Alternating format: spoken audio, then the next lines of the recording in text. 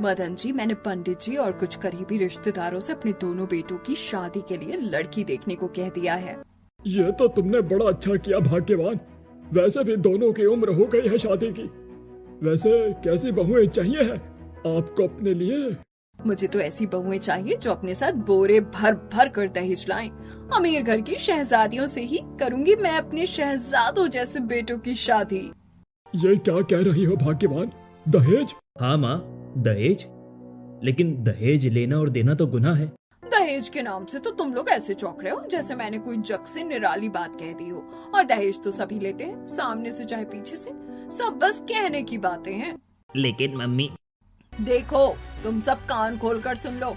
मैं अपने बेटों की शादी ऐसे परिवारों में ही करूंगी जहाँ से मुझे ढेर सारा दहेज मिले। मैंने कह दिया सो कह दिया, अब इस पर कोई बहस नहीं होगी। माधुरी के अड़ियल, घमंडी और लालची स्वभाव से सब वाकिफ होते हैं, इसलिए उसके सामने सब चुप रहने में ही अपनी भलाई समझते हैं। जैसा तुम्हें ठीक लगे भाग्यवान। अगले ही दिन माधुरी अपने बेटों के लिए लड़की देखने की मुहिम पर निकल पड़ती है। सबसे पहले वो फोन पर अपनी बहन से बात करती है। रमा बहन, तुम्हें अच्छे से अच्छी लड़कियां बताना है मेरे कुशल और मोहन के लिए। और हाँ, लड़कियां तुम्हारी बहुओं की तरह अमीर घर की होनी चाहिए, जो अपने साथ इतना दहेज लेकर आए कि मेरा पूरा घर भर जाए। हाँ बहन, दहेज तो बनता ही है भाई। अब देखो ना, लड़कों के शौक पानी माँ बाप पूरे करें, उनकी पढ़ाई लिखाई पर पैसे भी लगाएं और बना बनाया हलवा बहुओं को मुफ्त में ही खिला दें। चलो, मैं देखती हूँ अच्छी लड़कियाँ। बहन को फोन करने के बाद माधुरी और भी कई खास रिश्तेदारों को फोन लगाती है और सबसे पहली शर्त यही रखती है कि लड़कियां खूब सारे दहेज के साथ आए। फिर वो पंडित जी को भी फोन लगाती है। पंडित जी, आप पत्रिका देखने के साथ साथ शादी के लिए वर वधू भी दिखाते हैं ना, तो आज शाम को घर आ जाइए। मैं अपने दोनों बेटों की शादी के लिए लड़कियां देख रही हूँ। आ जाऊंगा भाभी जी। शाम को पंडित जी अपने झोले के साथ आते हैं। मदन लाल उन्हें सम्मान के साथ हॉल में बैठाते हैं और माधुरी को आवाज लगाते हैं। माधुरी, ओ माधुरी, ये पंडित जी आए हैं, आओ जाओ तुम भी।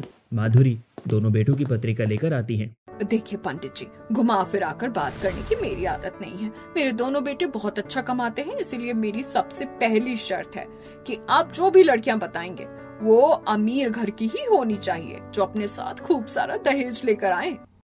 ये कैसी शर्त है भाभी जी? आपको तो ऐसा कहना चाहिए कि लड़कियां संस्कारी और गुणी होनी चाहिए, जो घर को स्वर्ग बना दें। संस्कार और गुणों का क्या चार डालना है मुझे? ऐशो आराम पैसों से पूरे होते हैं पंडित जी, संस्कारों से नहीं। जैसे आपकी मर्जी, मैं ढूंढता हूँ। जैसे ही आपके मन मुताबिक कोई लड़कियां मिलती हैं, मैं आपको फोन करता हूँ। एक दिन माधुरी बाहर खड़ी मोहल्ले की महिलाओं से बातचीत कर रही होती है। आपने सुना कि नहीं, सरला बहन के बेटे की शादी तय हो गई है। अरे वाह, लड़की कहाँ की है, क्या करती है, पता चला कुछ? सरला ने तो हमें कानो कान खबर भी नहीं होने दी। सुना तो मैंने भी है बहन, मेरी काम वाली बाई बता रही थी कि लड़की बेचारी बड़े ही गरीब घर की है। अब ये बात सरला बहन हमें किस मुंह से बताएगी भला? वैसे भी उनके निकम्मे और शराबी बेटे के लिए ऐसी ही लड़की मिलेगी ना। वो तो है, अब गरीब घर की है तो दहेज के नाम पर क्या सस्ता सा ढेला उठा कर ले आएगी? मैं तो अपने पढ़े लिखे और बड़ी कंपनी में नौकरी करने वाले लायक बेटों की शादी ऐसी गरीब घर की लड़की से तो कभी नहीं करूंगी। और थोड़ी देर गॉसिप करने के बाद सब अपने अपने घर चली जाती हैं। कुछ दिन बाद पंडित जी दो लड़कियों की फोटो और बायोडाटा लेकर माधुरी के पास आते हैं। ये लीजिए माधुरी भाभी, आपने जैसा बताया था वैसी दो लड़कियां मैंने आपके बेटों के लिए ढूंढ ली है। आप देख लीजिए और घर में बात करके उन लोगों से खुद ही कांटेक्ट कर लीजिएगा। दोनों लड़कियां तो बड़ी मॉडर्न और सुंदर भी दिख रही हैं। खूब पैसे वाले लोग लग रहे हैं ये। बस यहाँ पर बात बन जाए तो मेरा घर दहेज से भर जाएगा और मोहल्ले में मेरी नाक भी ऊंची हो जाएगी। कहाँ खो गई भाभी जी? अच्छा, मैंने आपके बेटों का भी फोटो और बायोडाटा उन्हें दे दिया है, वो लोग फोन करेंगे आपको। पंडित जी, लड़कियाँ कैसी हैं, परिवार कैसा है, ये तो बताइए। अरे छोड़िए भी, लड़की कैसी है परिवार कैसा है, पंडित जी मुझे तो इससे कोई फर्क नहीं पड़ता है। बस महंगा दहेज मिल जाए यही बहुत है। राधे राधे, चलिए अभी मैं चलता हूँ। पंडित जी के जाने के बाद माधुरी घर में सबको रिश्ते के बारे में बताती है और कहती है कि इन दोनों लड़कियों से ही मैं अपने बेटों की शादी करूंगी। इधर बेचैनी से घर की छत पर टहल रहे मोहन के दिमाग में कुछ और ही चल रहा था। मम्मी ने तो हद ही कर दी है, शादी मेरी और मुझसे पूछा तक नहीं। लेकिन मैं तो बस प्रिया से ही प्यार करता हूँ, लेकिन मम्मी को उसके बारे में कैसे बताऊं? मैं प्रिया को धोखा नहीं दे सकता। मैं अभी जाकर मम्मी से बात करता हूँ। बाहर हॉल में माधुरी और सोनाली दोनों रिश्तों के बारे में ही बात कर रही थी और खुश हो रही थी। आपने तो डबल सेंचुरी लगा दी है मम्मी। ऐसी अमीर बहुएं ढूंढी अपने लिए कि सारे रिश्तेदार और मोहल्ले वाले जल भुनकर राख हो जाएंगे। और नहीं तो क्या, दहेज में एक से बढ़कर एक महंगी चीजें लेकर आएंगे दोनों। पूरा घर महंगे दहेज से भर जाएगा मेरा। उनकी बातें सुनकर मोहन आता है और हिचकिचाते हुए अपनी मन की बात कह देता है। मम्मी जी, मैं आपसे कुछ कहना चाहता हूँ। आपने जो लड़की मेरे लिए पसंद की है वो अच्छी है, लेकिन मैं प्रिया से प्यार करता हूँ और उसी से शादी करना चाहता हूँ। क्या कह रहा है तू? तूने शादी का फैसला भी कर लिया और मुझे अब बता रहा है? कौन है ये प्रिया? उसके पिताजी क्या करते हैं? पहले उसके बारे में सब कुछ बता मुझे, फिर ही मैं कुछ सोचूंगी।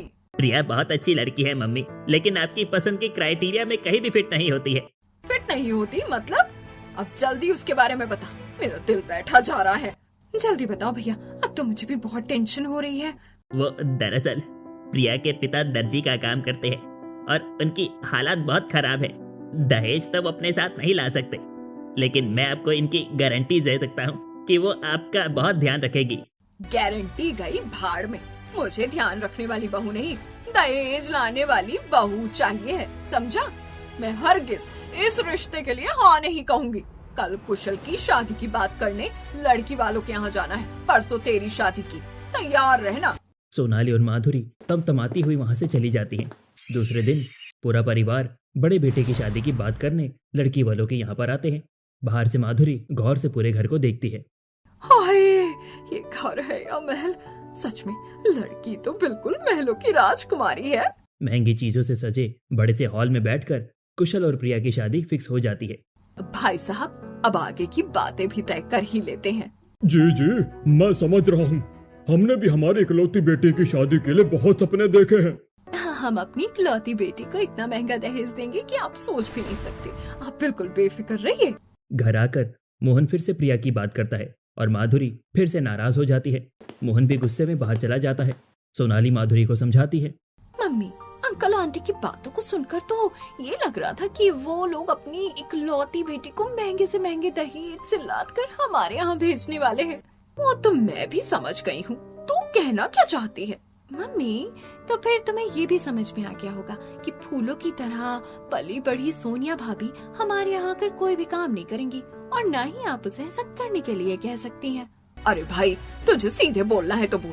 ये फालतू की तेरी गोलमोल बातों में मुझे मत उलझा। पहले ही मोहन ने मेरा दिमाग खराब कर रखा है। मैं ये कह रही हूँ मम्मी कि अगर प्रिया भाभी के रूप में हमें हमारे घर के लिए एक मुफ्त की नौकरानी मिल जाए तो क्या बुरा है? आप तो हाँ कर दीजिए। मोहन भैया अगर खुद ही शादी करके आ गए ना तो आपकी तो पचकी ही हो जाएगी। हाँ, अरे ये बात तो मेरे दिमाग में ही नहीं आई। लेकिन मोहल्ले वालों में भी तो आपका मान बढ़ेगा कि आप कितनी दिलदार हो, जो बेटे की खुशी के लिए गरीब घर की लड़की को भी अपने घर की बहू बना लिया। और फिर बेमन से ही सही माधुरी मोहन की शादी प्रिया से करने के लिए तैयार हो जाती है और इस तरह माधुरी और मदन लाल जी के दोनों बेटों की शादी हो जाती है और दोनों बहुएं अपने अपने दहेज का सामान लेकर ससुराल आती हैं। हाय, देखो तो माधुरी की बड़ी बहू कितना दहेज अपने साथ लेकर आई है। बड़ा टीवी, 3 डोर का फ्रिज, वॉशिंग मशीन, माइक्रोवेव। घर की ऐसी कौन सी चीज है जो नहीं दी है? ये तो कुछ भी नहीं है। वो ब्रांड न्यू नई चमचमाती बड़ी वाली कार देख रही हो ना, वो भी बड़ी बहू के महंगे दहेज का हिस्सा है। छोटी बहू तो बेचारी बहुत ही गरीब घर की है। देखो तो कितना सस्ता सा दहेज लाई है। बस एक सूटकेस और छोटे मोटे गिफ्ट से लेकर आई है बेचारी। पहले बड़ी बहू सोनिया का गृह प्रवेश होता है। सोनिया ने महंगे मेकअप के साथ हैवी वर्क वाला डिजाइनर लहंगा पहना था, जबकि प्रिया सिंपल सी साड़ी और सादे से मेकअप में थी। माधुरी और सोनाली सोनिया पर फूल बरसाकर उसका स्वागत करती हैं। फिर सोनाली आरती की थाली लेकर सोनिया के सामने आती है। अरे भाई, ये सब ढकोसले बंद करो। अब पिछले 5 दिनों से यही सब झेल रही हूँ मैं। कभी ये रस्म तो कभी वो रस्म। हद है। कुशल डार्लिंग, मैं तो थक गई हूँ। आप मुझे मेरे कमरे छोड़कर आओ प्लीज। वहां उपस्थित सब लोग सोनिया के व्यवहार पर हैरान रह जाते हैं। सोनिया सैंडल बजाती है और कुशल के साथ कमरे में निकल जाती है। उनके जाते ही माधुरी और सोनाली ताल मटोल करते हुए प्रिया के गृह प्रवेश की रस्म निभाते हैं। चलो भाई, आ जाओ तुम भी अंदर। दूसरे दिन सुबह अपनी आदत के अनुसार प्रिया जल्दी उठकर नहा धोकर तैयार हो जाती है और नीचे आती है। विमला पूजा घर में पूजा कर रही होती है तो प्रिया उनके पास आकर बैठ जाती है उसे देखकर विमला बहुत खुश होती है। वाह बहू, तुम तो बड़ी समझदार हो, इतनी सुबह उठ गई और नहा धोकर तैयार भी हो गई, शाबाश। प्रिया को विमला और उनकी बातें बहुत अच्छी लगती हैं। थोड़ी देर बाद सब मेहमान और घर वाले उठकर आने लगते हैं। काम वाली बाई सबके लिए चाय नाश्ता लगाती है और सोनिया अभी तक सो रही होती है। अरे जीजी, बड़ी बहू कहाँ है आपकी? सोई है क्या अब तक? प्रिया बहू देखो तो कितनी प्यारी और समझदार है, सबके साथ मिलजुल कर बैठी है। अरे हाँ, वो सो ही रही होगी, बड़े घर की बेटी है ना, जल्दी उठने की आदत नहीं होगी, अभी उसे सब समझने में जरा समय लगेगा, आ जाएगी थोड़ी देर में। तभी कुशल कमरे से बाहर आता है और सबके सामने ही माधुरी से कहता है, मम्मी, एक कप ब्लैक कॉफी बनाकर दे दो, सोनिया को चाहिए। अरे तो उसे बाहर आने के लिए कहना, यहाँ आकर हम सबके साथ बैठकर पी लेगी। उसे बेड टी की तरह बेड कॉफी लेने की आदत है मासी जी। मम्मी आप बनाकर उसे दे दीजिए, मैं फ्रेश होने जा रहा हूँ। हाँ बेटा, तू जा, मैं उसे दे दूंगी। बहू को इतना भी सर पर मत चढ़ाओ माधुरी, तुम सास होकर उसे कमरे में कॉफी देकर आती अच्छी लगोगी क्या? अरे कोई बात नहीं जीजी, अब इतना भर भर कर दहेज लाई है तो बदले में छोटी सी सेवा तो बनती है ना। वैसे भी मैं नहीं, प्रिया उसे कॉफी देकर आएगी। माधुरी जानबूझकर प्रिया को कॉफी ले जाने के लिए कहती है। जाओ प्रिया, ये ब्लैक कॉफी अपनी जेठानी को देकर आओ। जी मम्मी जी। प्रिया बिना सवाल जवाब किए सोनिया के लिए कॉफी लेकर चली भी जाती है। सुबह दोनों बहुओं की मुंह दिखाई की रस्म में मोहल्ले की सारी औरतें आती हैं। अरे माधुरी, तेरी तो किस्मत ही खुल गई। कल हम सबने आंखें फाड़ कर देखा था कि तेरी बड़ी बहू तो कितना सारा महंगा दहेज लाई है। बड़ी बहू का लाया हुआ महंगा चमचमाता हुआ दहेज देखकर तो हम सबकी आंखें ही चुंधिया गई थी। लेकिन तेरी छोटी बहू बेचारी गरीब परिवार की लगती है, कपड़े और गहने कितने साधारण पहने, सस्ता सा दहेज लाई होगी बेचारी। हाँ भाई, मेरी छोटी बहू तो बड़े ही गरीब घर की है बेचारी। अरे उसके पिता दर्जी है ना, दहेज की क्या ही उम्मीद रखी जा सकती है। फिर भी मैंने तो अपना दिल बड़ा करके बेटे की खुशी के लिए हाँ कह दी। तुम्हारा दिल तो बहुत बड़ा है माधुरी। अच्छा, दोनों बहुओं को बुलाओ। सोनाली दोनों भाभियों को बुलाती है। प्रिया डिसेंट सी साड़ी, सर पर पल्लू और मिनिमल मेकअप के साथ सब महिलाओं के सामने आकर बैठ जाती है, जबकि सोनिया अभी भी सो रही होती है। भाभी, सोनिया भाभी, उठो, आपको मम्मी ने तैयार होने के लिए कहा था ना। देखिए बाहर सब औरतें आ गई हैं। क्या मुसीबत है, यहाँ तो कोई चैन से सोने भी नहीं देता है। अच्छा तुम चलो, मैं आती हूँ। सोनाली के जाने के बाद सोनिया बेमन से उठती है और सोचती है, ये कपड़े बदलकर साड़ी पहनने का झंझट कौन करेगा। मैं तो ऐसे ही बाहर चली जाती हूँ, शाम के रिसेप्शन के लिए तो वैसे भी तैयार होना है ना, तब ये लोग जी भरकर देख लेंगे मुझे। और सोनिया टी शर्ट और पैजामा पहनकर ही बाहर सबके सामने आ जाती है। अरे माधुरी, ये बड़ी बहू को तूने साड़ी पहनकर आने के लिए क्यों नहीं कहा? देख तो सबके सामने कैसे अवतार में आकर खड़ी हो गई है, समझाओ उसे। माँ जी, धीरे बोलिए, बड़ी बहू सुन लेगी ना। तो उनको सुनाने के लिए ही तो कह रही हूँ ना। ये क्या वाहियात तरीका है, मुंह दिखाई की रस्म में क्या ऐसे कपड़े पहनते हैं? वो जैसा चाहेगी वैसा करेगी माँ जी। देख नहीं रही कि कितना महंगा दहेज लाई है अपने साथ, तो वो और तेरा लालच, इसीलिए मुझे तेरे घर आना पसंद नहीं है। रिसेप्शन होने के बाद मैं छोटे के साथ लौट जाऊंगी। शाम को रिसेप्शन में तैयार होते समय सोनिया माधुरी और सोनाली से कहती है, मम्मी जी, आपने और सोनाली ने ये कैसे पुरानी स्टाइल के कपड़े पहने हैं? आज रिसेप्शन में मेरे मायके के कुछ खास गेस्ट भी आ रहे हैं ना। बाकी सबको तो मैं नहीं कह सकती, लेकिन आप दोनों प्लीज ये मेरे डिजाइनर कपड़े पहन लीजिए। माधुरी और सोनाली सोनिया के डिजाइनर कपड़े पहन तो लेती है, लेकिन बहुत ही फनी लगती है। हालांकि माधुरी और सोनाली खुद भी उन रिवीलिंग डिजाइनर कपड़ों में कंफर्टेबल महसूस नहीं करती हैं। सभी औरतें उन्हें देखकर दबी जुबान में हंसती हैं, जो कि प्रिया को अच्छा नहीं लगता है। सोनिया के कहने पर हमने कपड़े तो पहन लिए हैं, लेकिन कितने जोकर लग रहे हैं। लेकिन अब कर क्या सकते हैं, हमारे पास फिलहाल दूसरे कोई कपड़े भी तो नहीं है। मम्मी जी, मेरे पास ये 2 सोबर से डिजाइनर ब्लाउज हैं, मुझे मेरी सहेली ने गिफ्ट किए थे। आप दोनों ये पहन लीजिए, आपकी साड़ी से मैच भी कर रहे हैं। हाँ रख दे इधर, और तू जा, हम देख लेंगे पहनकर। वैसे पहनने का मन तो नहीं है। दोनों प्रिया के दिए हुए ब्लाउज पहन लेती हैं और उन्हें अच्छा भी लगता है, लेकिन ये बात वो प्रिया को बताती नहीं है। अगले दिन दोनों बहुओं की पहली रसोई की रस्म की जाने वाली होती है। माधुरी दोनों बहुओं को इस रस्म के बारे में बताती है। बहू, आज तुम दोनों बहुओं की पहली रसोई की रस्म है। सभी मेहमानों के सामने हो जाए तो अच्छा है। तो तुम दोनों आज एक मीठी डिश के साथ बाकी पूरा खाना बना लो। मैं और खाना बनाऊंगी? कम ऑन मम्मी जी, आप ऐसा सोच भी कैसे सकती हैं? मुझे खाना सिर्फ खाना आता है, बनाना नहीं। मेरे मायके में 2 कुक थे। मैंने आज तक ये नहीं देखा कि रसोई अंदर से दिखती कैसी है। मैं बना लूंगी मम्मी जी, आप बताइए क्या बनाना है। ठीक है, तुम 4-5 अच्छी सी डिशेस अपनी पसंद से बना लेना। और हाँ, अपने घर जैसी गरीबों वाली मत बनाना, समझी? सोनिया भाभी आइए, हम किचन से बाहर चलते हैं। यहाँ आपको गर्मी लग रही होगी ना, आपके रूम में एसी है ना, वहीं चलते हैं। प्रिया भाभी सब बना लेंगी, चलिए। प्रिया अकेले मेहनत करके सबके लिए अच्छा अच्छा खाना तैयार करती है और टेबल पर सजाती है। माधुरी आवाज देकर सबको बुलाती है। सोनिया और प्रिया साइड में खड़ी देखती हैं। ये पूरा खाना दोनों बहुओं ने मिलकर बनाया है। ज्यादा मेहनत लेकिन सोनिया बहू की है। खाना बहुत स्वादिष्ट बनता है। सब लोग दोनों बहुओं की तारीफ करते हुए जी भरकर खाते हैं। अपनी झूठी तारीफ से सोनिया तो खुश होती है, लेकिन प्रिया का चेहरा उतर जाता है। विमला सब समझ जाती है। खाना बहुत स्वादिष्ट था, दोनों बहुएं इनाम के काबिल हैं। ये लो बेटी। ये लो बेटी, तुम दोनों का इनाम। माधुरी सोनिया को 1000 रुपए और प्रिया को 500 रुपए देती है। ये क्या बहू, एक बहू को 1000 रुपए और दूसरी बहू को 500, ऐसा क्यों?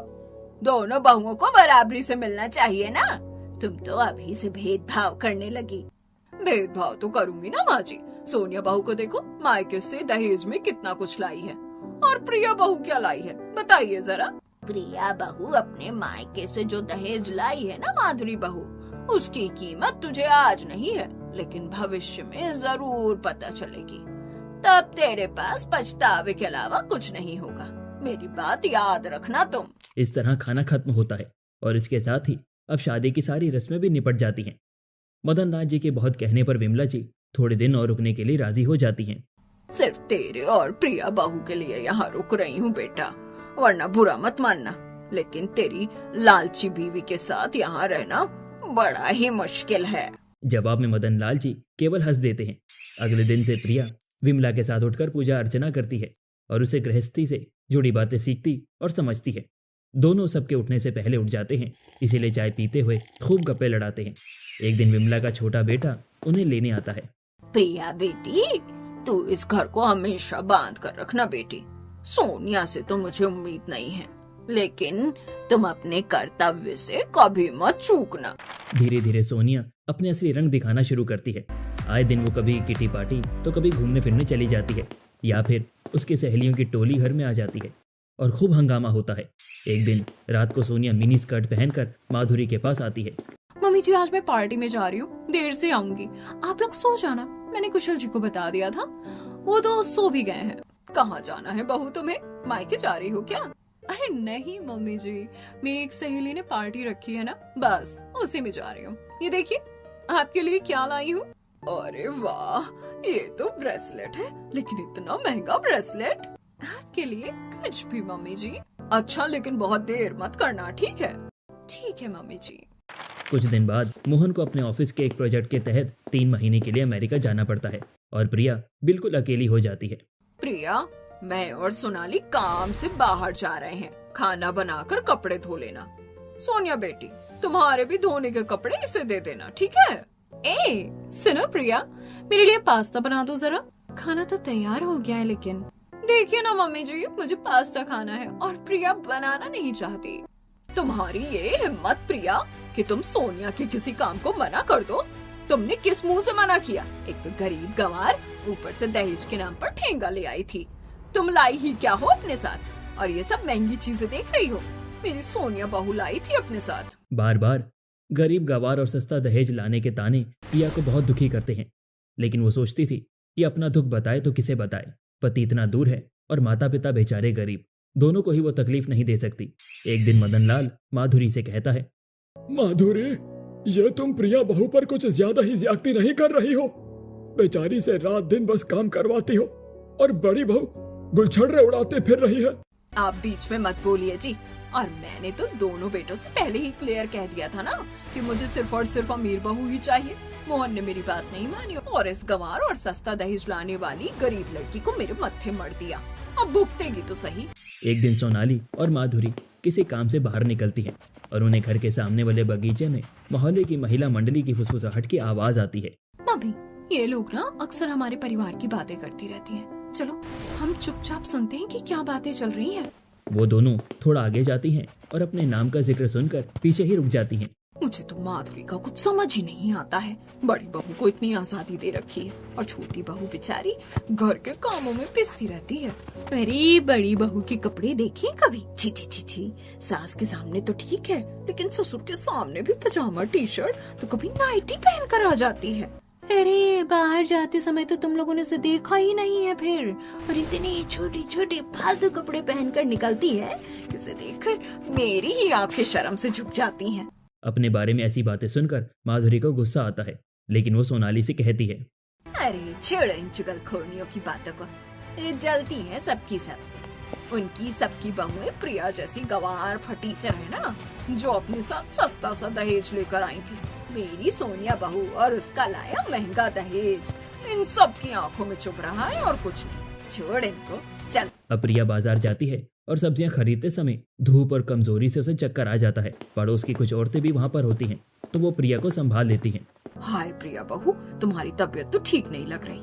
तुम इतनी धूप में सब्जी खरीदने क्यों आ गई बेटा? भेजा होगा इसकी लालची सास ने, और क्या। सच में बहुत जुल्म करती है इस बेचारी पर। अरे नहीं नहीं आंटी जी, मैं तो अपनी मर्जी से आई हूँ। मम्मी जी ने मुझे नहीं भेजा है और आपको गलतफहमी हुई है। मम्मी जी तो मुझे भी बहुत प्यार करती हैं। हमें सब पता है बेटी, लेकिन इसकी समझदारी तो देखो बहनों। घर की बात घर में रखने की कोशिश कर रही बेचारी। प्रिया घर आकर अपने कमरे में लेट जाती है और थकावट और खराब तबीयत के कारण उसको गहरी नींद आ जाती है। माधुरी आकर उसे झकझोर कर उठाती है। उठो महारानी, ये आराम करने का समय है क्या? वो मम्मी जी, मुझे कब नींद आ गई पता ही नहीं चला। मेरी तबीयत कुछ खराब लग रही है मम्मी जी, मैं थोड़ा आराम कर लूं? अच्छा, आराम करना है महारानी को। चलो उठो, बहुत हो गया है नाटक। उठो, रात के खाने की तैयारी करो। कामचोर कहेंगी। ये सब नाटक दोबारा मेरे सामने मत करना, समझी? बीमारी की हालत में भी प्रिया को सब काम करना पड़ता है। अब इसी तरह सोनिया की दादागिरी और माधुरी और सोनाली का टॉर्चर सहते हुए प्रिया के दिन बीत रहे थे। एक दिन माधुरी और प्रिया बाजार से वापस आ रहे थे कि बाइक की टक्कर से माधुरी नीचे गिर जाती है। हाय, मेरी कमर टूट गई, मुझसे तो उठा भी नहीं जा रहा है। प्रिया वहाँ कुछ लोगों की मदद से उसे हॉस्पिटल लेकर आती है, जहाँ डॉक्टर बताते हैं कि उनके कूल्हे की हड्डी टूट गई है। प्रिया कुशल और मदन लाल जी को फोन करके हॉस्पिटल बुला लेती है। कुछ दिन में माधुरी डिस्चार्ज होकर घर लौटती है। मम्मी जी, आपको बिस्तर से बिल्कुल उठना नहीं है। आपको जो भी चाहिए मुझे कहिएगा, मैं यहीं आसपास ही रहूंगी। ठीक है। प्रिया माधुरी को टॉयलेट ले जाकर आती है, तभी वहाँ पर्स को झुलाते हुए सोनिया आती है। अब कैसा लग रहा है मम्मी जी? Feeling better?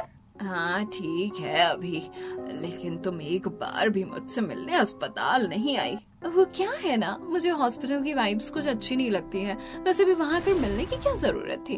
आप घर पर आने ही वाली थी ना। अच्छा ठीक है, मुझे वो नैपकिन तो पकड़ा दे जरा।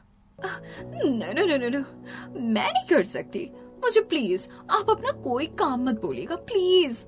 मुझे पेशेंट के पास जाने से घिन सी आती है। सोनिया फिर से पर्स झुलाती चली जाती है और उसके बाद एक बार भी कमरे में नहीं आती। इसी बीच प्रिया के मम्मी पापा भी 2 बार उनसे मिलने के लिए आते हैं, लेकिन सोनिया के घर से कोई भी नहीं आता। प्रिया जी जान से माधुरी की सेवा करती है, जिसे माधुरी सहारे से चलने फिरने लगती है। प्रिया भाभी, मैं तो कॉलेज के कारण मम्मी के लिए ज्यादा कुछ नहीं कर पाती थी, लेकिन आपने तो मम्मी को इतनी जल्दी अच्छा कर दिया। थैंक यू भाभी। जवाब में प्रिया केवल हंस देती है। इस दौरान सोनिया के मायके वाले उसे नया घर गिफ्ट करते हैं और वो बिना किसी परवाह किए कुशल के साथ वहाँ शिफ्ट हो जाती है। कुशल, तू ऐसा कैसे कर सकता है? मेरी हालत तो देख जरा। ऐसे में भी तू घर छोड़कर अपने नए आशियाने में चला जाएगा। मैं भी क्या कर सकता हूँ मम्मी, बल्कि मैं तो कुछ भी नहीं कर सकता हूँ।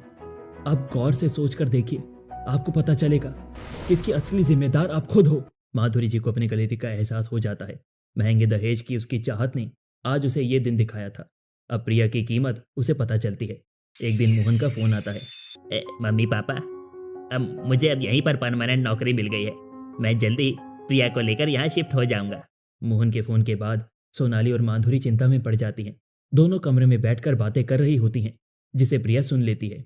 हमने प्रिया बहू के साथ इतना बुरा व्यवहार किया है, हम तो उससे माफी मांगने के भी लायक नहीं हैं, लेकिन जब वो चली जाएगी तो हम कैसे रहेंगे?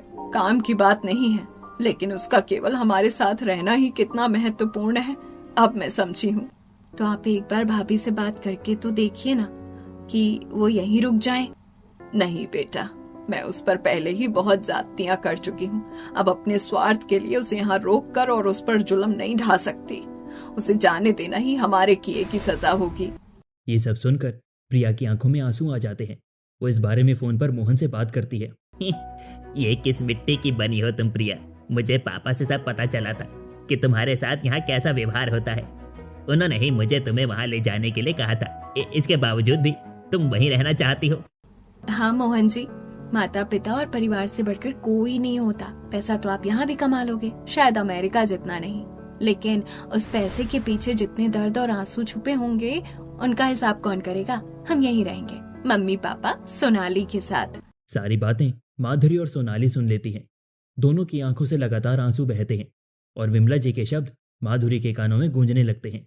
प्रिया बहू अपने मायके से जो दहेज लाई है ना माधुरी बहू, उसकी कीमत तुझे आज नहीं है, लेकिन भविष्य में जरूर पता चलेगी। तब तेरे पास पछतावे के अलावा कुछ नहीं होगा।